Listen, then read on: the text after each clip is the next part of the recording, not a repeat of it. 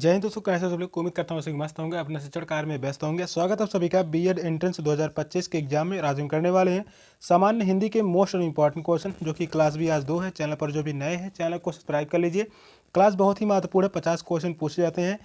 हिंदी के 50 क्वेश्चन पूछे जाते हैं बीएड एंट्रेंस के एग्जाम में। चलिए क्लास को स्टार्ट करते हैं। और पहला क्वेश्चन है, निम्नलिखित में से किसमें उपसर्ग नहीं है? सुखी, उपकरण, अपकार, उपकार। कौन सा ऑप्शन करेक्ट है? क्वेश्चन पूछा है किसमें उपसर्ग नहीं है।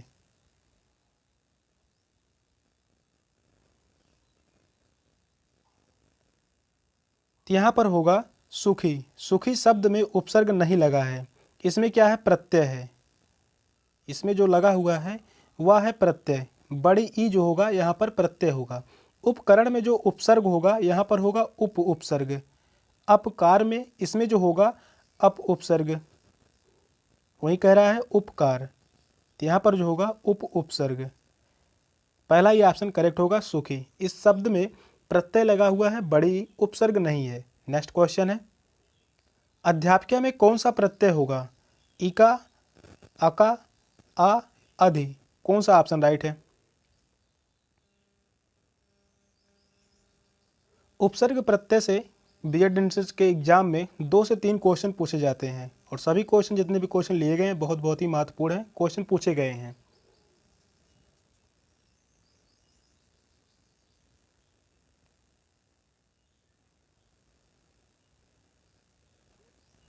अध्यापिका में कौन सा प्रत्यय होगा? तो यहाँ पर जो होगा इका प्रत्यय। फर्स्ट ऑप्शन करेक्ट है, इका प्रत्यय। इका प्रत्यय अध्यापिका में इका प्रत्यय है। जैसे गायिका में भी इका प्रत्यय होगा, गायिका में भी इका प्रत्यय होगा। इसके अलावा प्रचारिका में भी इका प्रत्यय होगा, प्रचारिका में इका प्रत्यय। पाठिका में भी इका प्रत्यय। इस प्रकार से एग्जाम में पूछे जाते हैं। तो यहाँ पर इका प्रत्यय होगा। फर्स्ट ऑप्शन राइट है। नेक्स्ट क्वेश्चन है, निम्नलिखित में से कौन पुल्लिंग शब्द है? रोटी, कोयल की बोली, गीत, कविता। कौन सा ऑप्शन राइट है?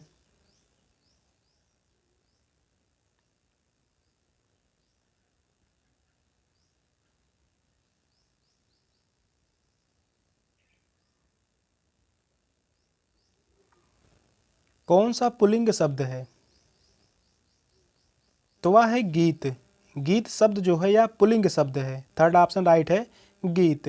रोटी, कोयल की बोली, कविता, ये सभी क्या है? स्त्रीलिंग शब्द हैं। ये जो हैं स्त्रीलिंग शब्द हैं। ये स्त्रीलिंग शब्द हैं। पुल्लिंग शब्द जो होगा गीत। थर्ड ऑप्शन राइट है। नेक्स्ट क्वेश्चन है, निम्नलिखित में से कौन सी रचना मुंशी प्रेमचंद की है? रंगभूमि, प्रियप्रवास, अंधेर नगरी, जूही की कली। बहुत ही इंपॉर्टेंट क्वेश्चन है। बताइए कौन सा ऑप्शन करेक्ट होगा?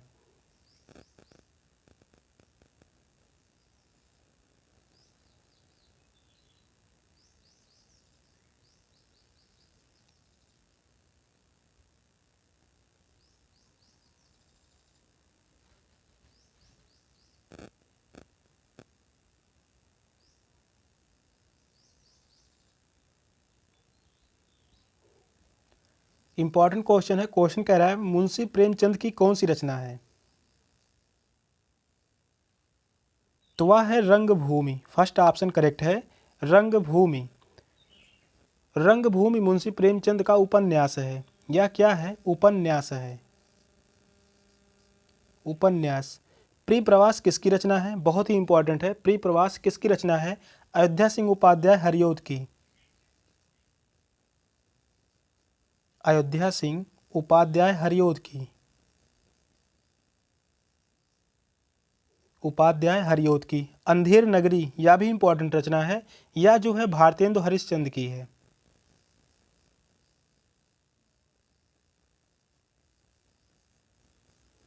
भारतेंद्र हरिश्चंद्र की रचना जो है अंधेर नगरी, इंपॉर्टेंट है। जूही की कली, यह किसकी रचना है? सूर्यकांत त्रिपाठी निराला की। यह जो रचना है सूर्यकांत त्रिपाठी निराला की।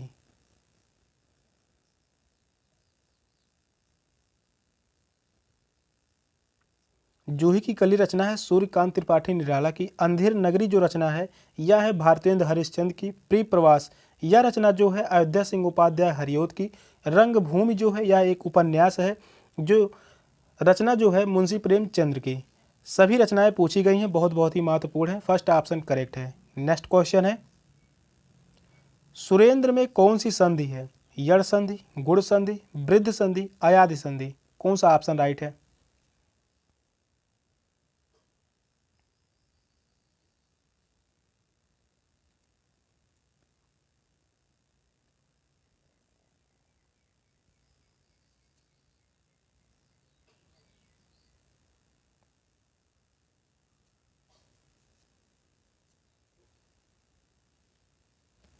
सुरेंद्र में कौन सी संधि है? तो वह संधि है गुण संधि। सेकंड ऑप्शन करेक्ट है, गुण संधि है। सुरेंद्र में गुण संधि है। नेक्स्ट क्वेश्चन है, निम्नलिखित में से कौन सा सज्जन का सही संधि विच्छेद है? सतधन जन, सतधन जन, सातधन जन, सतधन जन। कौन सा ऑप्शन करेक्ट है?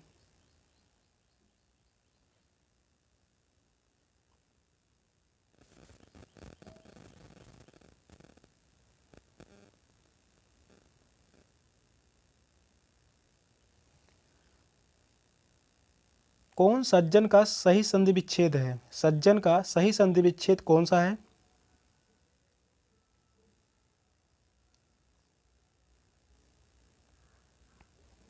तो वह है सतधन जन। फर्स्ट ऑप्शन करेक्ट है, सतधन जन। यह जो है व्यंजन व्यंजन संधि है। कैसा संधि है?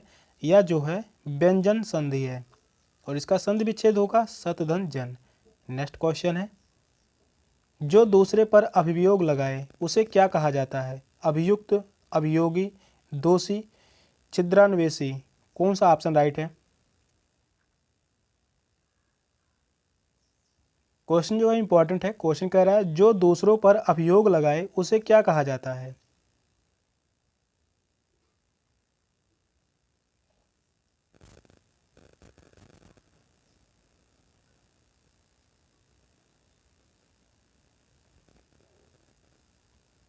उसे कहा जाता है अभियोगी। जो दूसरों पर अभियोग लगाए उसे कहा जाता है अभियोगी। जो दूसरों पर अभियोग लगाए वह अभियोगी कहलाता है, जबकि जिस पर अभियोग लगाया गया हो वह अभियुक्त होता है। अभियुक्त कौन होता है? जिस पर अभियोग लगाया गया हो। जिस पर अभियोग लगाया गया हो।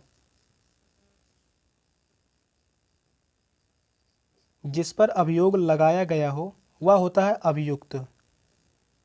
जो दूसरों पर अभियोग लगाए अभियोगी, तथा दूसरे के दोष खोजने वाला छिंद्रादोषी। छिंद्रादोषी क्या होता है? जो दूसरों के दोष को खोजने वाला। तो यहाँ पर सेकंड ऑप्शन राइट होगा, अभियोगी। नेक्स्ट क्वेश्चन है, गुरु शिष्य को पाठ पढ़ाता है में कौन सी क्रिया है? प्रथम प्रेरणार्थक, द्वितीय प्रेरणार्थक, द्विकर्मक क्रियाएं, उक्त में से कोई नहीं। कौन सा ऑप्शन राइट है?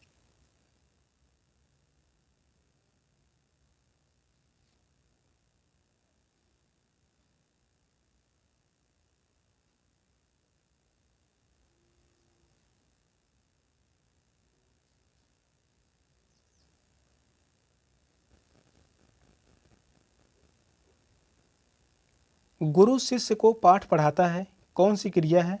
त्या है द्विकर्मक क्रियाएं। थर्ड ऑप्शन करेक्ट है, द्विकर्मक क्रियाएं। द्विकर्मक क्रियाएं वे क्रियाएं होती हैं जिनमें दो कर्म होते हैं। द्विकर्मक क्रियाओं का एक कर्म प्रधान या मुख्य होता है और दूसरा गौड़। तो इस प्रश्न में जो दिया गया है, इस वाक्य में दिया गया है, पाठ मुख्य कर्म है तथा शिष्य गौड़ कर्म है। द्विकर्मक क्रियाएं हैं। थर्ड ऑप्शन राइट है। नेक्स्ट क्वेश्चन है, आकर्षण का विलोम निम्नलिखित में से कौन सा है? विकर्षण, विसर्जन, अपकर्ष, निष्कर्षण। कौन सा ऑप्शन राइट है? आकर्षण का विलोम निम्नलिखित में से कौन सा है?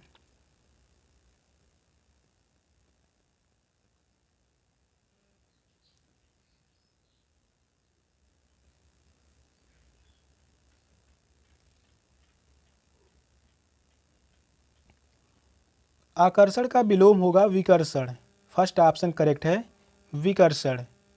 विकर्षण का विलोम आकर्षण का विलोम होता है। विसर्जन का विलोम अवाहन, विसर्जन का विलोम जो होगा अवाहन। वहीं दिया गया है अपकर्ष, अपकर्ष का विलोम जो होगा उत्कर्ष, इसका विलोम होगा उत्कर्ष। फर्स्ट ऑप्शन राइट है विकर्षण। नेक्स्ट क्वेश्चन है, आंधी आई और पानी वर्षा में कौन सा अव्यय है? समुच्चय बोधक, संबंध बोधक, क्रिया विशेषण, विस्मयादि बोधक। कौन सा ऑप्शन राइट है?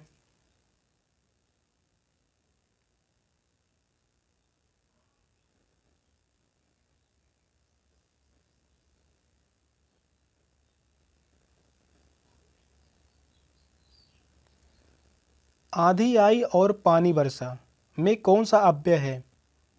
तो यहाँ पर है समुच्चय बोधक अव्यय। फर्स्ट ऑप्शन राइट है समुच्चय बोधक। समुच्चय बोधक अव्यय ऐसे अभिकारी शब्द होते हैं जो दो शब्दों, वाक्यों अथवा वाक्य खंडों का संबंध परस्पर एक दूसरे से जोड़ते हैं। फर्स्ट ऑप्शन राइट है। नेक्स्ट क्वेश्चन है, निम्नलिखित में से कौन अनुपयुक्त का सही विपरार्थी शब्द है? विरक्त, अनासक्त, आसक्त, विभक्त। कौन सा ऑप्शन करेक्ट है?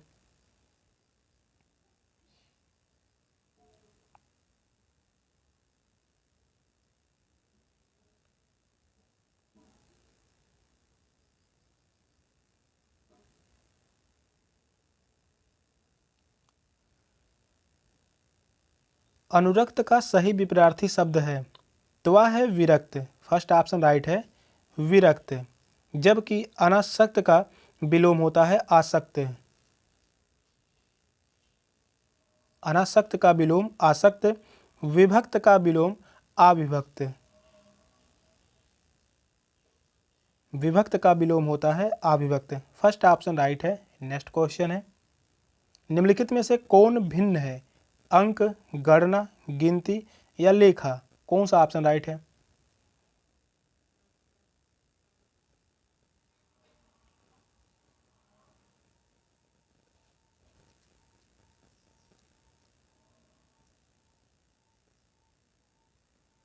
तो यहाँ पर पूछा है कौन भिन्न है तो वह होगा लेखा।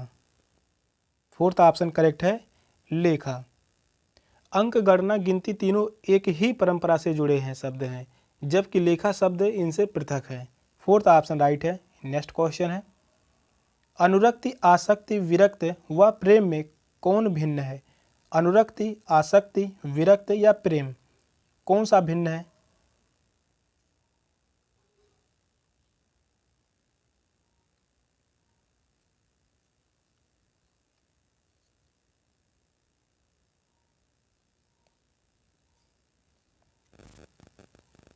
अनुरक्ति, आसक्ति, विरक्ति व प्रेम में कौन भिन्न है?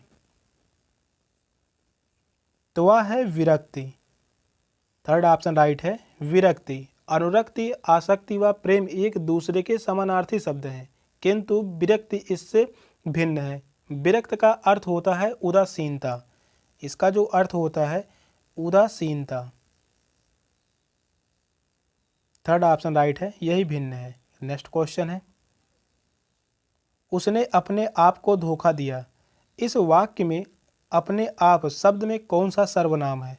पुरुषवाचक, संबंधवाचक, निजवाचक, निश्चयवाचक।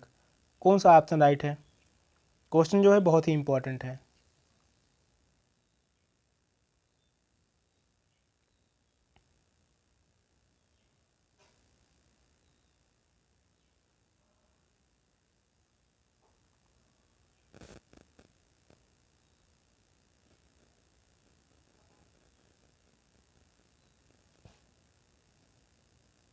क्वेश्चन कह रहा है उसने आपको धोखा दिया। इस वाक्यांश में अपने आप शब्द में कौन सी सर्वनाम है? तो वह है निजवाचक सर्वनाम। थर्ड ऑप्शन राइट है निजवाचक। उसने अपने आप को धोखा दिया वाक्यांश में अपने आप शब्द में निजवाचक सर्वनाम है। जो सर्वनाम निज या स्वयं का बोध कराते हैं वह निजवाचक सर्वनाम कहलाते हैं। जैसे निजवाचक सर्वनाम के जो अन्य भेद होंगे आप, स्वयं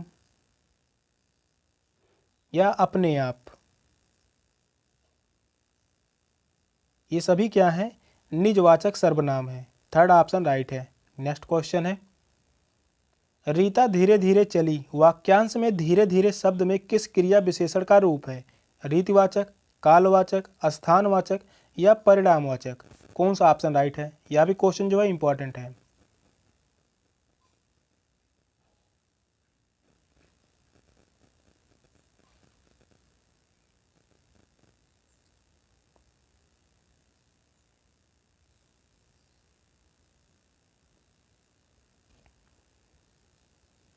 रीता धीरे धीरे चली वाक्यांश में धीरे धीरे शब्द में किस क्रिया विशेषण का रूप है?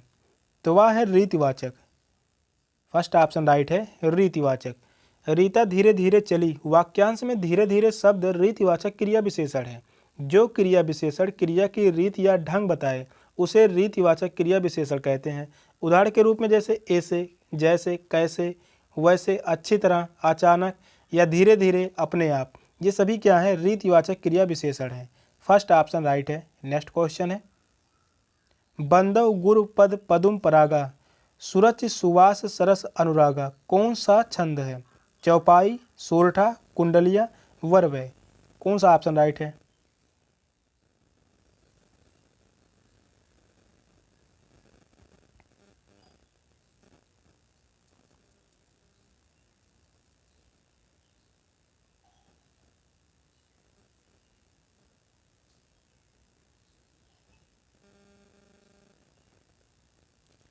यहाँ पर जो पंक्ति दी गई है, बंदव गुर पद पदुम परागा सुरचि सुवास सरस अनुरागा में कौन सा छंद है?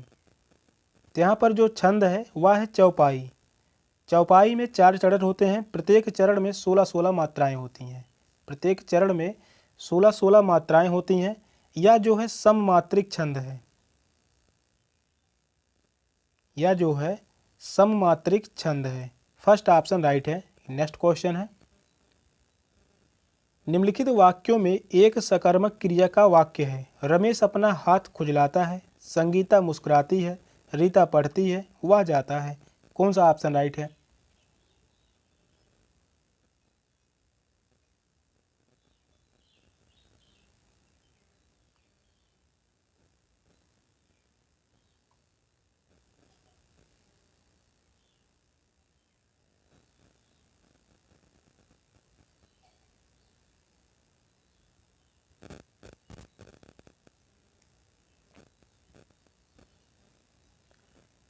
पूछा है सकर्मक क्रिया का वाक्य है, तो वह है रमेश अपना हाथ खुजलाता है। यहाँ पर जो है सकर्मक क्रिया है। फर्स्ट ऑप्शन राइट है। रमेश अपना हाथ खुजलाता है, यह सकर्मक क्रिया से युक्त वाक्य है। सकर्मक क्रिया की पहचान क्या, किसे या किसको, ये सभी करने से होता है। सकर्मक क्रिया की पहचान जो होती है, क्या, किसे या किसको।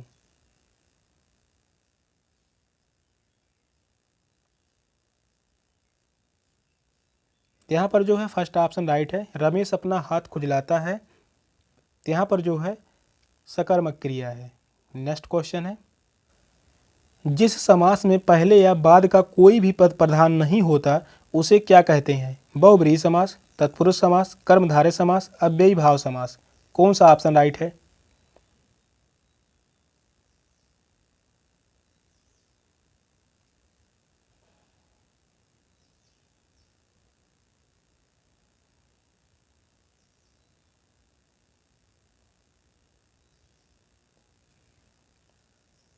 क्वेश्चन इंपॉर्टेंट है, पूछा गया क्वेश्चन है। क्वेश्चन कह रहा है जिस समास में पहले या बाद का कोई भी पद प्रधान नहीं होता उसे क्या कहते हैं? उसे हम कहते हैं बहुब्रीहि समास। फर्स्ट ऑप्शन राइट है, बहुब्रीहि समास। इसमें बल्कि तीसरा पद प्रधान होता है। तीसरा पद प्रधान होता है। पहला दूसरा पद प्रधान नहीं होता है, वह होता है बहुब्रीहि समास। नेक्स्ट क्वेश्चन है, रस राज किस रस को कहा जाता है? श्रृंगार रस, वीर रस, रौद्र रस, हास्य रस? कौन सा ऑप्शन राइट है? यह भी क्वेश्चन जो है इंपॉर्टेंट है, पूछा गया सवाल है। रस राज किस रस को कहा जाता है?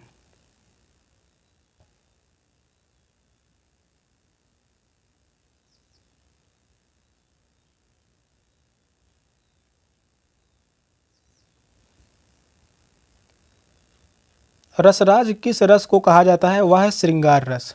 फर्स्ट ऑप्शन राइट है श्रृंगार रस। श्रृंगार रस को रस राज कहा जाता है। नायक नायिका के सौंदर्य तथा प्रेम संबंधी वर्णन के परिपक्व अवस्था को श्रृंगार रस कहते हैं। इसके दो भेद होते हैं। श्रृंगार रस के दो भेद होते हैं। पहला जो होता है संयोग श्रृंगार, पहला होता है संयोग श्रृंगार। दूसरा जो होता है वियोग श्रृंगार।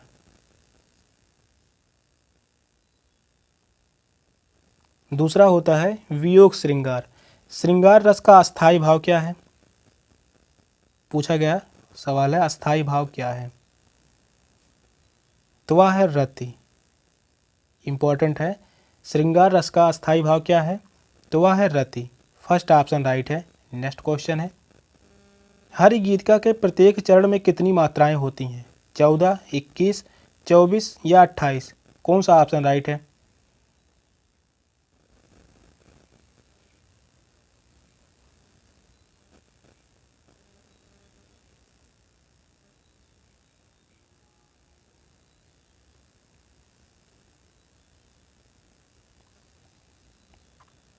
हर गीतिका के प्रत्येक चरण में कितनी मात्राएं होती हैं?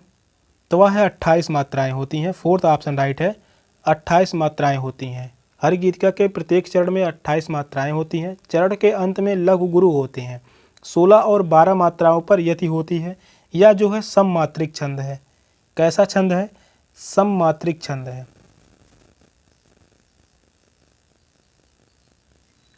सममात्रिक छंद है। फोर्थ ऑप्शन राइट है 28। सेशन का लास्ट क्वेश्चन था। क्वेश्चन कैसे लगे कमेंट में जरूर बताइएगा। चैनल पर नए हैं, चैनल को सब्सक्राइब कर लीजिए। मिलते हैं अगली क्लास में, तब तक के लिए बाय बाय, टेक केयर, जय हिंद।